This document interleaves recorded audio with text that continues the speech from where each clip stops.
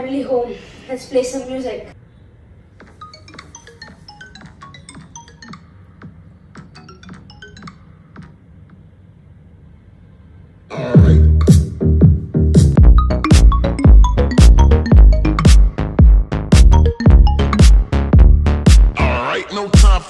Hey guys, a new video from the All-Rounder.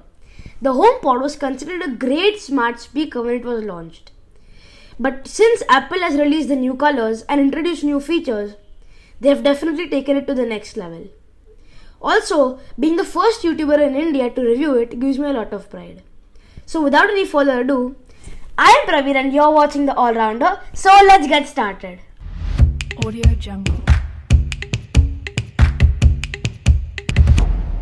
Audio Jungle. Apple launched 3 new colors in their September event: orange, yellow and blue. I have the blue one with me.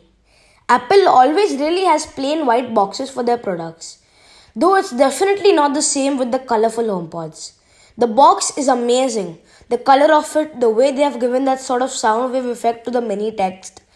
And talking about the box, let's just go ahead and open it up. First up, you have the Blue HomePod. With that, you also have my favorite Apple cable, which is braided and has a slight blue tint to it, which looks fire. Then you have this lift tab, which then unveils the adapter. Wait, what? You get an adapter in an Apple product? That's insane. Just joking. Thank God Apple doesn't expect us to buy a separate adapter for the HomePod as well. In this, you have the most interesting paperwork in the world, which no one really bothers about. Setting it up is pretty simple. You just get your phone near to it and it automatically pops up, and you're all good to go. The HomePod looks great, especially in the newly introduced colors that adds character to any corner you put it in. It has a great mesh fabric that is quite durable, but with the honeycomb sort of design, it will definitely be a dust magnet. The blue is a dark and subtle color, which also looks very clean on a desk. Unlike the yellow and orange, which also look great, but are much brighter. Everyone's saying that these new colors are inspired by iMac colors, though the Blue HomePod goes really well with the new series of Blue iPhones. Like I have the iPhone 12 mini and the Blue HomePod side by side, and they both have the same color. So if you're a matching person with a blue iPhone, the Blue HomePod is definitely for you. The other orange and yellow HomePods will go well with the iMacs because both have the same color as the rear of the iMac.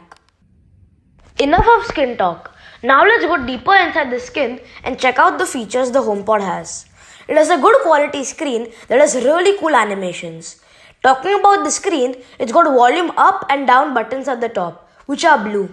That is some amazing attention to detail. I would have liked the screen to be a shade of blue or a darker color, because honestly it looks kind of odd to have a white on top of a dark color, but that's just my personal opinion. Pretty sure Apple designers don't have the same opinion as me. The coolest feature of the HomePod is the beam feature. Imagine you are playing music on your iPhone, you arrive home and you want to start playing it on the HomePod.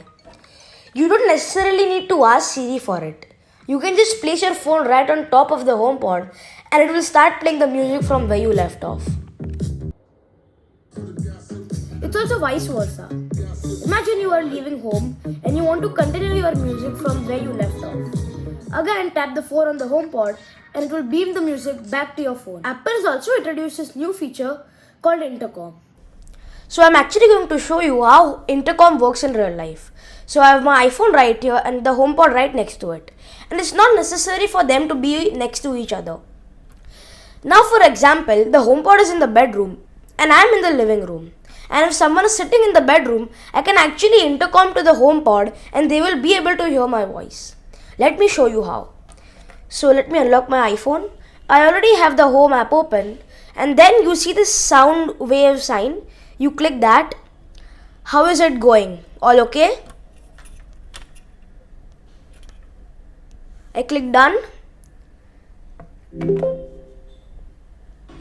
How is it going? All okay? And that is how intercom works. Really awesome, isn't it? One thing I didn't like about the HomePod, actually correction. One thing I didn't like about how Apple developed the HomePod is that you need to have an Apple Voice plan or an Apple Music plan to demand any song from Siri. For example, you don't have the Apple Voice plan nor Apple Music. Siri won't play the song you ask it to, and then you just have to AirPlay the song from your iPhone to the HomePod, which basically makes it like a Bluetooth speaker, doesn't it?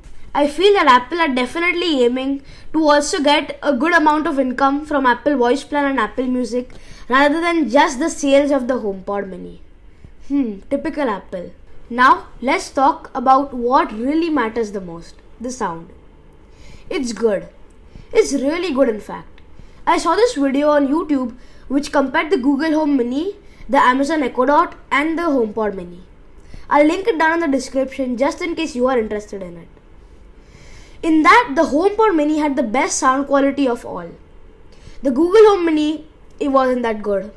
The Amazon Echo Dot was actually louder than the HomePod Mini, but it used to distort at full volume. And the HomePod Mini was a little bit softer compared to the Echo Dot, but even at full volume, it used to get all the mids, highs and lows really clearly, and also give a good effect of the bass. So clearly the HomePod is the winner against its competitors. But I agree, it also comes at a much higher price tag. So you would be expecting it to be much better compared to what you would get in a cheaper price. And yeah, that's pretty much it. That's my review of the HomePod. I hope you liked it. And if you've stuck around till here in the video, thank you for that as well. I'm doing an Alexa giveaway and the link to participate is in the description below.